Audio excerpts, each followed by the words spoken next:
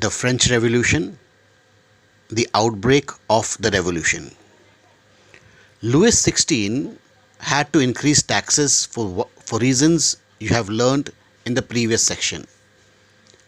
How do you think he could have gone about doing this? In France of the old regime, the monarch did not have the power to impose taxes according to his will alone. Rather, he had to call a meeting of the Estates General, which would then pass his proposal for new taxes. The Estates General was a political body to which the three estates sent their representatives. However, the monarch alone could decide when to call a meeting of this body. The last time it was done was in 1614.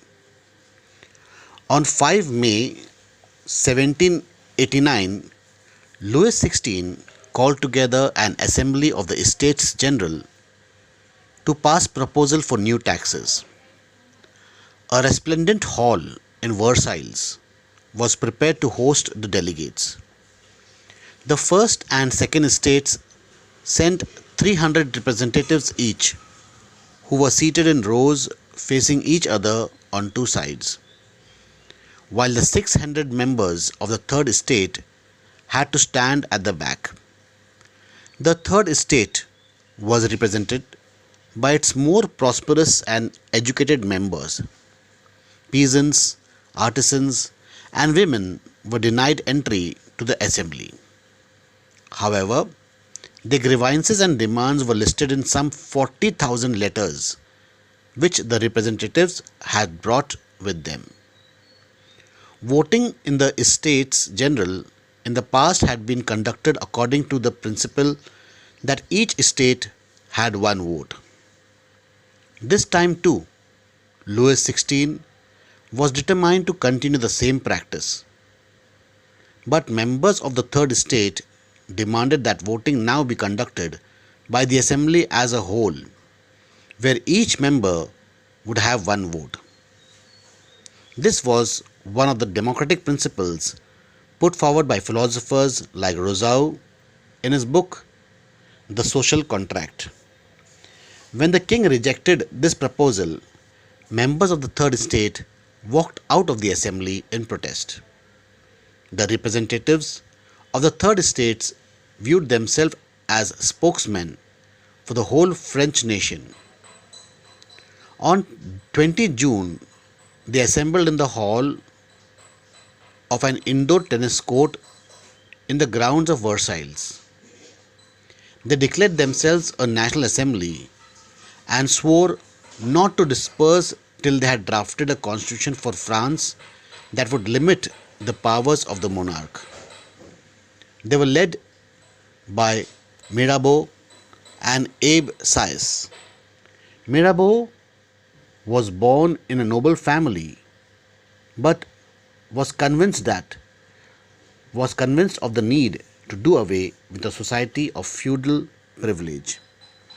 He brought out a journal and delivered powerful speeches to the crowds assembled at Versailles. Abbé Sieyès, originally a priest, wrote an influential pamphlet called What is the Third Estate? While the National Assembly was busy at Versailles drafting a constitution, the rest of France seethed with turmoil. A severe winter had meant a bad harvest. The price of bread rose. Often bakers exploited the situation and hoarded supplies. After spending hours in long queues at the bakery, crowds of angry women stormed into the shops. At the same time, the king ordered troops to move into Paris.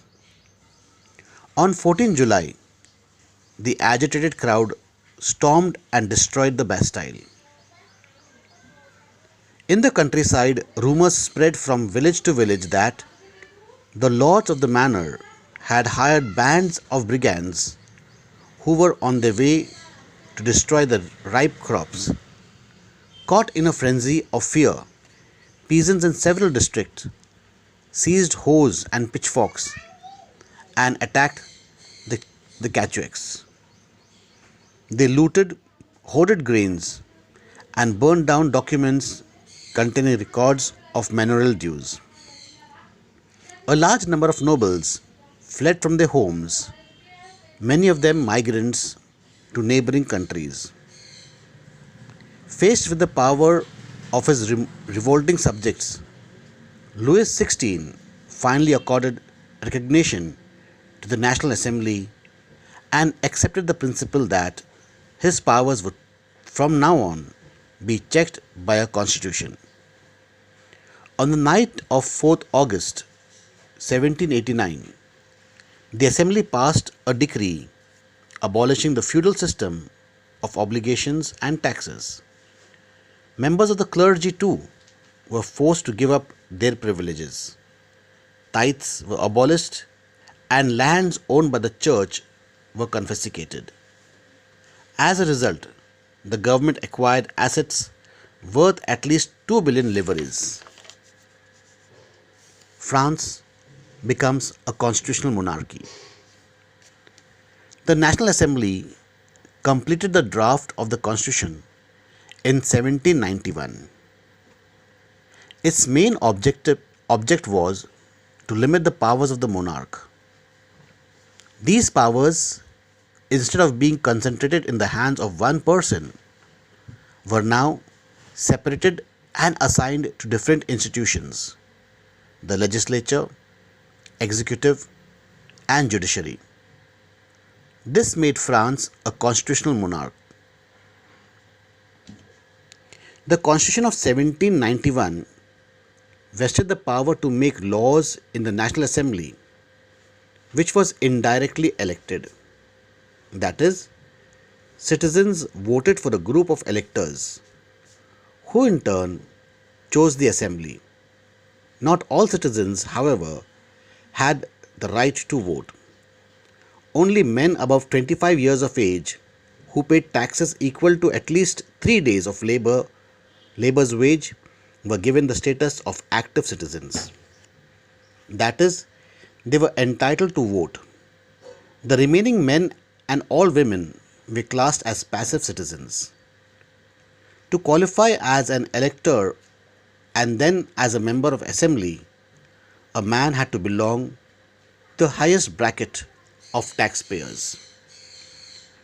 The Constitution began with a declaration of the rights of man and citizen. Rights such as the right to life, freedom of speech, freedom of opinion, equality before law were established as natural and inalienable rights. That is, they belong to each human being by birth and could not be taken away. It was the duty of the state to protect each citizen's natural rights.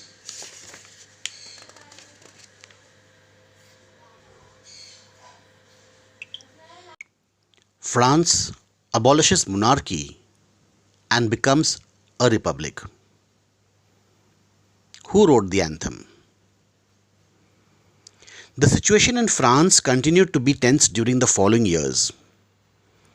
Although Louis XVI had signed the constitution, he entered into a secret negotiation with the King of Prussia. Rulers of other neighboring countries too were worried by the developments in France and made plans to send troops to put down Rulers of other neighboring countries too were worried by the developments in France and made plans to send troops to put down the event that had been taking place. Assembly voted in April 1792 to declare war against Prussia and Austria. Thousands of volunteers thronged from the provinces to join the army. They saw this as a war of the people against kings and aristocrats all over Europe. Among the patriotic songs they sung was the Marseillaise, composed by the poet Roget de l'Aisille. It was sung for the first time by volunteers from Marseilles as they marched into Paris, and so got its name. The Marseillaise is now the national anthem of France. The Revolutionary War brought losses and economic difficulties to the people. While the men were away fighting at the front, women were left to cope with the task of earning a living and looking after their families. Large section of population were convinced that the revolution had to be carried further as the Constitution of 1791 gave political rights only to the richer sections of the society.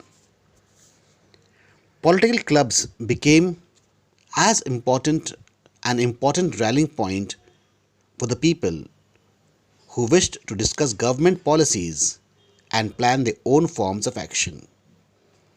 The most successful of these clubs was the Jacobins, which got its name from the former convent of Saint Jacob in Paris. Women, too, who had been active throughout this period, formed their own clubs. Section 4 of this chapter will tell you more about the activities and demands. The members of the Jacobin Club belonged mainly to the less prosperous section of the society. They included small shopkeepers, artisans, such as shoemakers, pastry cooks, watchmakers, printers, as well as servants and daily wage workers. The leader was Maximilian Robespierre. A large group among the Jacobins decided to start wearing long striped trousers similar to those worn by dock workers. This was to set themselves apart from the fashionable section of the society, especially nobles who wore knee breeches. It was a way of proclaiming the end of power yielded by the wearers of knee breeches. These Jacobins came to be known as sans sans culottes, literally meaning those without knee breeches. Sans culottes men wore in addition the red cap that symbolized liberty. Women, however, were not allowed to do so. In the summers of 1792, the Jacobins planned an insurrection of a large number of Parisians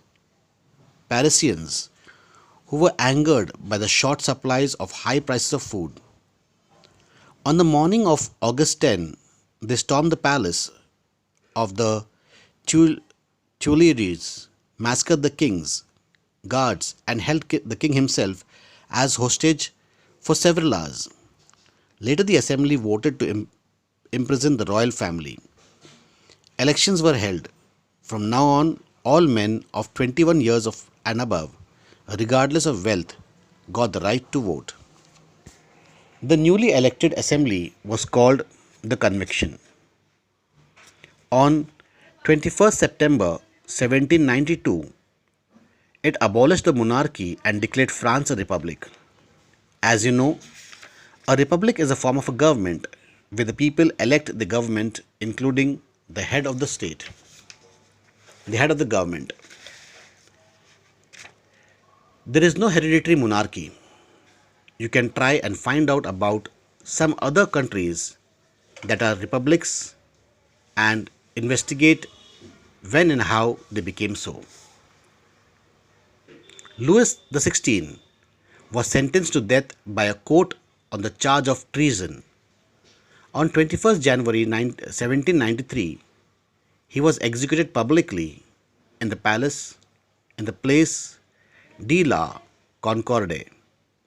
The Queen Marie Antoinette met with the same fate shortly afterwards.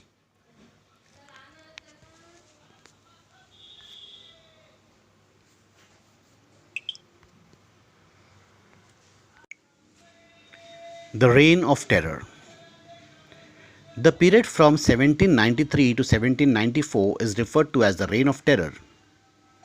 Robespierre followed a policy of severe control and punishment. All those whom he saw as being enemies of the Republic, ex-nobles and clergy, members of other political parties, even members of his own party who did not agree with his methods, were arrested, imprisoned, and then tried by a revolutionary tribunal. If the court found them guilty, they were guillotined. The guillotine is a device consisting of two poles and a blade with which a person is beheaded. It was named after Dr. Guillotin, who invented it. Robespierre's government issued laws placing a maximum ceiling of wages and prices. Meat and bread were rationed. Peasants were forced to transport the grains to the cities and sell it at prices fixed by the government. The use of more expensive white flour was forbidden. All citizens were required to eat the plain d'equality bread, a loaf made of whole wheat. Equality was also sought to be practiced through forms of speech and address. Instead of the traditional monsieur, sir, and madame, all French men and women were henceforth citoyen and citoyenne, citizen. Churches were shut down and the buildings converted into barracks or offices. Robespierre pursued his policies so relentlessly that even his supporters began to demand moderation. Finally, he was convicted by a court in July 1794, arrested, and on the next day sent to the guillotine. A Directory rules France. The fall of Jacobin government allowed the wealthier middle classes to seize power. A Directory rules France. The fall of the Jacobin government allowed the wealthier middle classes to seize power. A new constitution was introduced which denied the vote to non-propertied section of society. It provided for two elected legislative councils. These then appointed a directory, an executive made up of 5 members.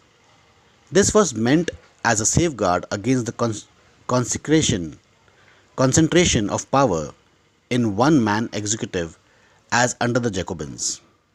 However, the directors often clashed with the legislative councils, who then sought to dismiss them. The political instability of the Directory paved the way for the rise of a military dictator, Napoleon Bonaparte.